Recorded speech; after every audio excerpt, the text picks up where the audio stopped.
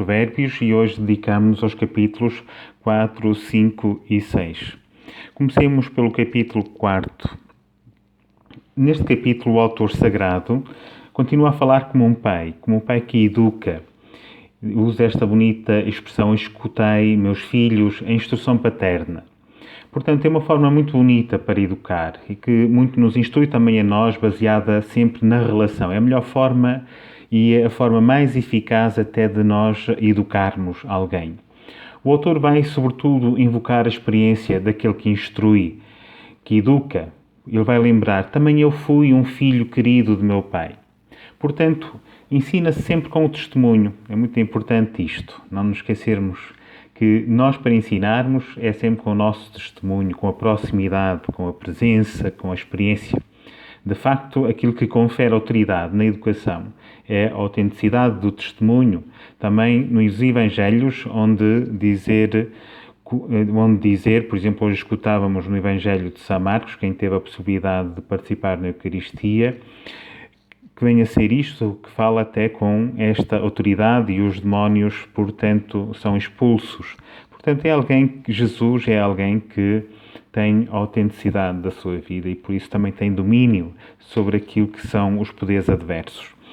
Portanto, é sob o impulso da sabedoria que o autor sagrado, neste caso, começa por apresentar também as vantagens da sabedoria. A sabedoria oferece vantagens para quem se deixa por ela inspirar e guiar. Ensina a arte de bem viver, que nós sabemos, ajuda a buscar sempre o bem, ajuda sempre a afastar-se dos caminhos desviantes, ajuda sempre a aproximar-se daqueles que mais necessitam de ajuda e a praticá-la. Antes de mais, é preciso estar também atentos para adquirir a inteligência. Este adquirir é mais do que um simples ato do momento. Deve, pois, corresponder a uma posse permanente e, de facto, nós, para adquirir até mesmo o saber científico, nós precisamos dedicar muitas horas. Ora, da mesma forma, a sabedoria deve corresponder também naqueles que a praticam, naqueles que dela se aproximam, deve corresponder em nós a um modo de ser, de maneira que não deve ser apenas um ato fortuito do dia, mas deve corresponder também a uma posse permanente e leva a considerar que a aquisição da sabedoria requer sempre também um certo esforço da nossa parte. É preciso adquiri-la com um alto preço.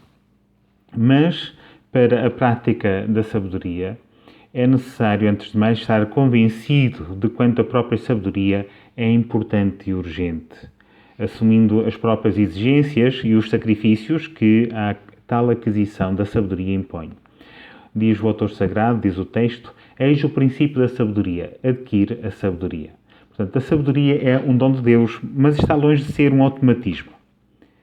Pensemos, por exemplo, nos sacrifícios que se realizam para obter um grau académico. Quer dizer que devemos também empenhar-nos e a ela nos dedicarmos.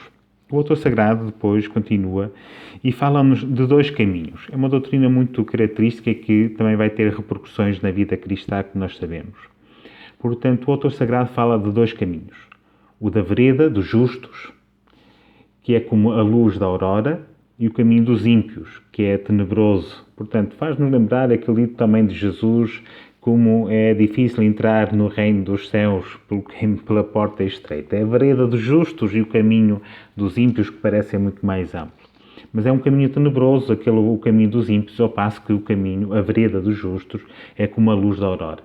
Portanto, este contraste entre estes dois caminhos coloca em evidência e requer da nossa parte uma decisão. É uma imagem muito clássica, aliás, na literatura sapiencial, esta de luz e trevas, e vamos vê-la também repercutir-se no próprio Evangelho de São João. A consciência tranquila é também comparada à facilidade no caminhar. Quem tem a consciência tranquila caminha, portanto, sem dificuldade. Ao passo que quem não é honesto está ligado sempre pelas correntes que impedem dar passos largos. É assim que fala, portanto, neste capítulo o autor sagrado. Portanto, é um tema, aliás, recorrente também noutros livros da Sagrada Escritura, em especial de Job, como nós sabemos, e é uma boa base para averiguarmos se a nossa consciência também está tranquila ou não.